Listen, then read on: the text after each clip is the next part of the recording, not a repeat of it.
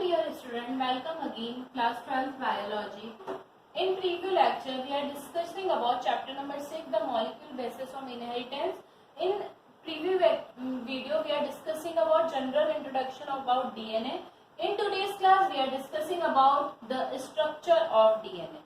Okay, structure of DNA first given by Watson and Crick. ठीक है, Watson और क्रिक जो थे इन्होंने 1953 में ये दिया था डीएनए का स्ट्रक्चर, जिसके लिए उनको क्या मिला था, नोबेल प्राइज मिला था। और उन्होंने कौन सा स्ट्रक्चर दिया था, डबल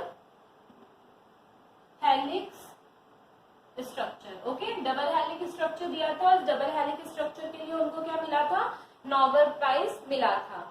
अगर हम इसकी बात करते हैं तो क्या था इसके अंदर, मैंने आप लोगों को ऑलरेडी बता दिया है। प्यूरिन, पिरामिडिन, बेस पेयर क्या होते हैं, न्यूक्लियोटाइड क्या होते हैं, न्यूक्लियोसाइड क्या होते हैं, मैं इन सब के बारे में आप लोगों को ऑलरेडी अवेयर करा चुकी हूँ, तो आपको ये समझने में इजी होगा। वाटसन क्रिक ने डबल हेलिकल मॉडल दिया था।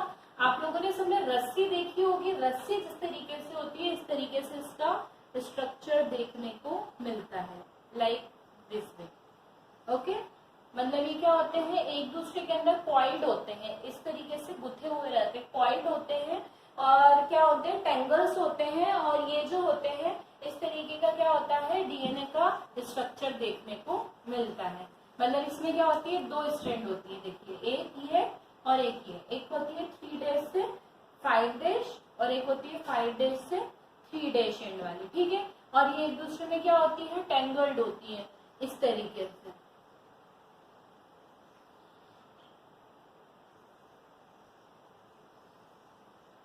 ओके, इस तरीके से इनका क्या देखने को मिलता है, स्ट्रक्चर देखने को मिलता है। पॉलीपेप्टाइड चेन के बने हुए होते हैं, डबल हेलिकल स्ट्रक्चर होती है, स्पाइरली कॉइल्ड होते हैं ये। और बैकबोन जो होती है इस चेन की पूरे की क्या होती है, शुगर होते हैं और फॉस्फेट मॉलिक्यूल होते हैं। तो कौन सी शुगर, डीऑक्सीराइबोस शुगर जो होती है वो इनकी क्या होती है, जनरली बैकबोन होती है और साथ साथ में फॉस्फेट मॉलिक्यूल देखने को मिलते हैं। That means the backbone of the chain is made up of alternative sugar and phosphorus group. मतलब फॉस्फोरस ग्रुप और शुगर की क्या होती है, अल्टरनेटिव चेन जो होती है वो देखने को मिलती है। कैसे, देखिए मैं बताती हूँ। जैसे मान लीजिए ये शुगर है, ठीक है, इससे इस तरीके से फॉस्फोरस जुड़ा हुआ है, राइट। फिर यहाँ पे दूसरी शुगर है, उससे फिर ये, ठीक है, इस तरीके से। और फिर ये जो होते हैं इनसे क्या होता है, एडेनिन, थाइमिन, राइट, वो जुड़े हुए रहते हैं। और वो किस तरीके से जुड़े हुए रहते हैं, कुछ इस तरीके से देखने को मिलते हैं, शुगर, राइट। फिर इसके अंदर क्या होता है, फिर फिर इससे यहाँ पे फॉस्फोरस जुड़ा हुआ रहता है, इस तरीके से इसका स्ट्रक्चर देखने को मिलता है। फिर यहाँ पे वालिन ट्रिपल बॉन्ड से साइटोसिन से जुड़े हुए रहते हैं। फिर यहाँ पे एक शुगर, यहाँ पे एक फॉस्फेट बॉन्ड होता है और फिर ये शुगर से क्या होते हैं, अटैच होते हैं, राइट। इस तरीके से इनका क्या होता है, स्ट्रक्चर देखने को मिलता है। ऐसी पूरी चेन क्रिएट करते हैं। तो बैकबोन हुई शुगर और phosphate. Okay, the two strand of DNA molecule oriented anti-parallel to each other. Anti-parallel कैसे होंगी, देखिए मैंने आपको क्या बताया, 5 डेज से 3 डेज एंड, और सॉरी 3 डेज एंड से 5 डेज एंड और 5 डेज एंड से 3 डेज एंड ये देखने को मिलती है। जब हम दैट मीन जब हम इन्हें खोलेंगे तो एंटी पैरेलल हमको देखने को मिलेंगे, 3 to 5 डेज और 5 डेज to 3 डेज। जब हम इसे ओपन करेंगे तो कुछ इस तरीके का इसका देखने को मिलेगा। That's why they are called anti parallel to each other. Each polynucleotide chain consists of sequence nucleotide linked together in the phosphodiester bond joined the adenosine deoxyribose sugar। मतलब क्या होते हैं, फॉस्फेट जो होते हैं फॉस्फोडाइस्टर बॉन्ड से sugar से, कौन सी शुगर से, डीऑक्सीराइबोस शुगर से जुड़े हुए रहते हैं। ये जो होती है कैसी होती है, डाइएस्टर बॉन्डिंग देखने को मिलती है। ये जो होते हैं इनके अंदर क्या होता है, और इनके अंदर किस तरीके की इनके अंदर देखने को मिलती है, हाइड्रोजन बॉन्ड, ठीक है, इनके अंदर ये आपस में एक दूसरे से किसके जुड़े हुए रहते हैं, हाइड्रोजन बॉन्ड के थ्रू जुड़े हुए रहते हैं, जिसके कारण क्या देखने को मिलता है कि आपस में एक दूसरे से इस कंप्लीटली क्या होते हैं, इंस्पायर्ड होते हैं। इसके अलावा एडेनिन ऑलवेज क्या किससे पेयर अप होता है, थाइमिन से डबल बॉन्ड से, और गुआनिन ऑलवेज साइटोसिन से ट्रिपल बॉन्ड से क्या होता है, ज्वाइंट होता है। मतलब इसके अंदर दो चीजें देखने को मिलती है, प्यूरिन और पिरामिडिन। ठीक है, इसके अलावा अगर हम बात करें तो ये जो होता है इसका डीएनए का जो डायामीटर होता है वो कितना होता है, पूरा डायामीटर, इससे डायामीटर बोला जाएगा, ये होता है 20 एंगस्ट्रॉन का। ठीक है, ये इसका क्या होता है, डायामीटर देखने को मिलता है। कंप्लीट लेंथ जो होती है एक इसकी होती है 34 एंगस्ट्रॉन। ठीक है, क्या होती है इसकी कंप्लीट लेंथ, 34 एंगस्ट्रॉन देखने को मिलती है।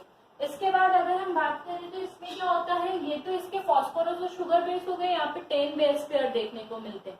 एडेनिन थाइमिन से, गुआनिन साइटोसिन से जुड़ा हुआ रहता है ट्रिपल बॉन्ड से, ऐसे 10 बेस पेयर इसके अंदर देखने को मिलते हैं।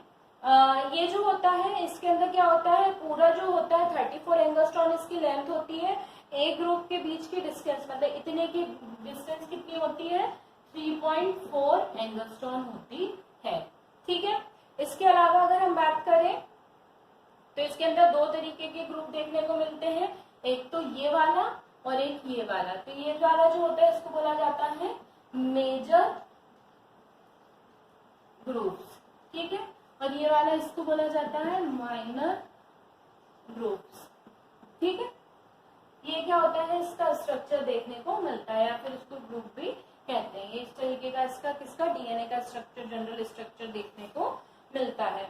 और जो मेजर होता है वो वाइडर पार्ट होता है, जो चौड़ा पार्ट होता है उसको मेजर बोला जाता है, और जो सकरा होता है उसको माइनर बोला जाता है। और ये सक्सेसिवली क्या होते हैं, एक दूसरे से टर्न होते हैं और बाउंड होते हैं हेलिकल स्ट्रक्चर में। ठीक है, इस तरीके से क्या होता है देखने को मिलता है, कौन देखने को मिलता है, हमें डीएनए का स्ट्रक्चर देखने को मिलता है। आई होप सो आपको स्ट्रक्चर ऑफ डीएनए क्लियर होगा। Now we are discussing about the type of DNA. DNA के टाइप को डिस्कस करें, जनरली डीएनए के टाइप को अलग अलग बेसिस पे डिवाइड किए गए। सबसे पहला है बेसिस ऑफ बेस्ड ऑन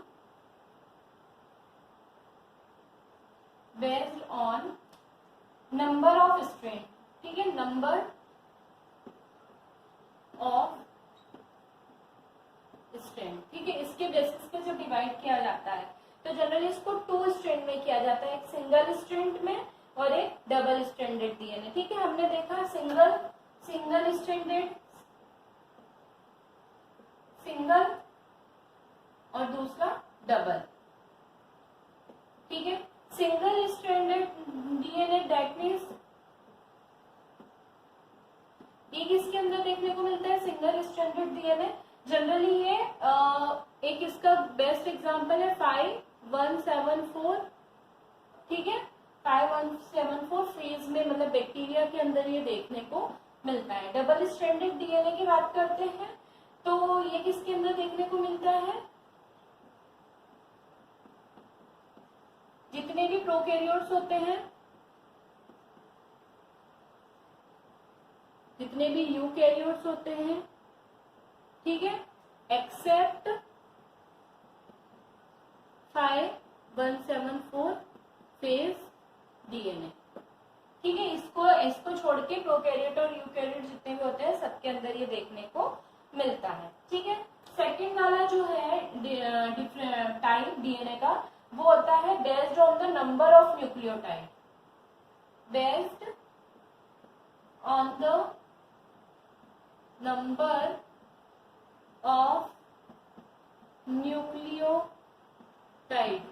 ठीक है, किसके बेसिस पे, नंबर ऑफ न्यूक्लियोटाइड के बेसिस पे। तो इसके अंदर सबसे पहला जो होता है वो होता है A from DNA, A from DNA.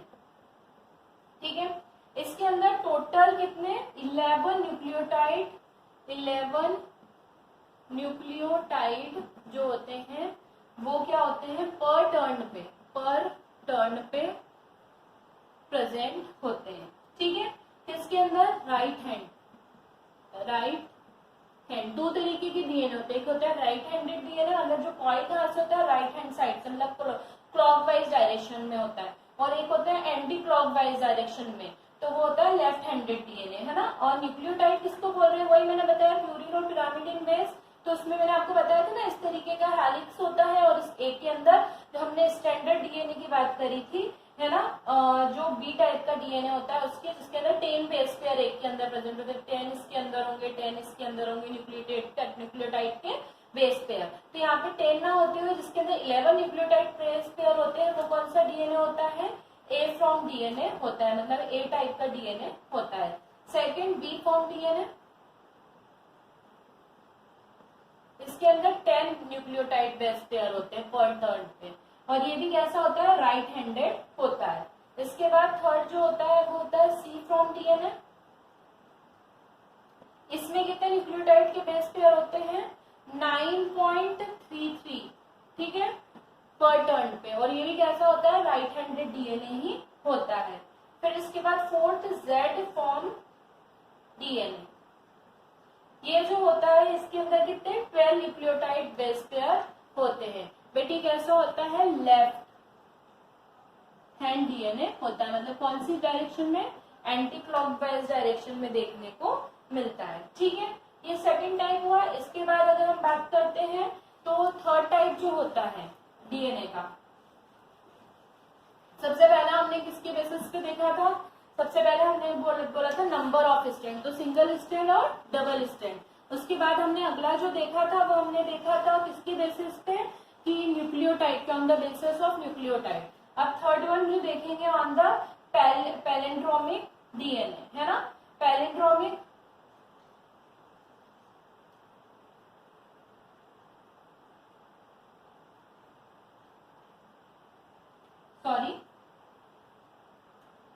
Palindromic DNA. ये जो डीएनए होता है इसका मतलब ये होता है the DNA having a base pair sequence that read to same forward and backward such the word madam, है ना, एमएडीएम मतलब इस सीक्वेंस में ये लगे हुए होते हैं। इसको अगर हम बैक साइड से पढ़े और फॉरवर्ड साइड से पढ़े तो वो एक जैसे ही होते हैं। कैसे, जैसे मैं बताती हूँ, G A T T C, right. फिर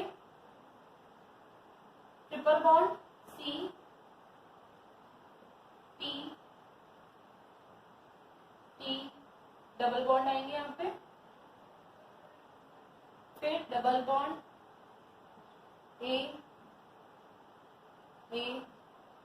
ट्रिपल बॉन्ड जी। आप इसका सीक्वेंसिंग देखें, आप इसको यहाँ ऊपर कर दे नीचे कर दे दोनों, जैसे मैडम को आप एम ए डी एम लिखो या यहाँ से उल्टा लिखो M A D A M, same होता है बिल्कुल इसी तरीके से। इस तरीके के जो डीएनए होते हैं इनका सीक्वेंस बिल्कुल सेम आता है। आप इसको रिवर्स कर दो, बैक साइड कर दो, फॉरवर्ड कर दो या बैकवर्ड कर दो, है ना, वो सेम ही आएंगे। आप इसको देख लीजिए किस तरीके से मैं बताती हूँ। जैसे आपने सी को पहले लिखा, ए को सी को, टी को, फिर ए को और जी को, ठीक है। तो वही सेम चीज होगी, ट्रिपल बॉन्ड से जी जुड़ेगा, फिर डबल बॉन्ड से ए जुड़ेगा, यहाँ पे डबल बॉन्ड से ए जुड़ेगा, फिर यहाँ पे डबल बॉन्ड से टी, डबल बॉन्ड से टी, ठीक है, ट्रिपल बॉन्ड से सी। तो इनकी सीक्वेंसिंग देखिए आप, बैकवर्ड या फॉरवर्ड कैसी होती है, सेम होती है। इनको बोला जाता है पैलिंड्रोमिक डीएनए, ठीक है। इसके बाद अगला जो है लास्ट डी, जिसे ये सी टाइप था, है ना, थर्ड टाइप था डीएनए का। इसके बाद जो लास्ट जो है that is rapidly repetitive DNA, right, repetitive DNA that mean DNA between the which repeating base pair, जिसके बेस पेयर क्या होते हैं, रिपीट होते हैं, that DNA is called repetitive DNA, ठीक है। ये थर्ड टाइप का डीएनए देखने को मिलता है। इस तरीके से हमारा type of DNA has been finished. Now we are discussing about the next topic, our next topic, that is replication.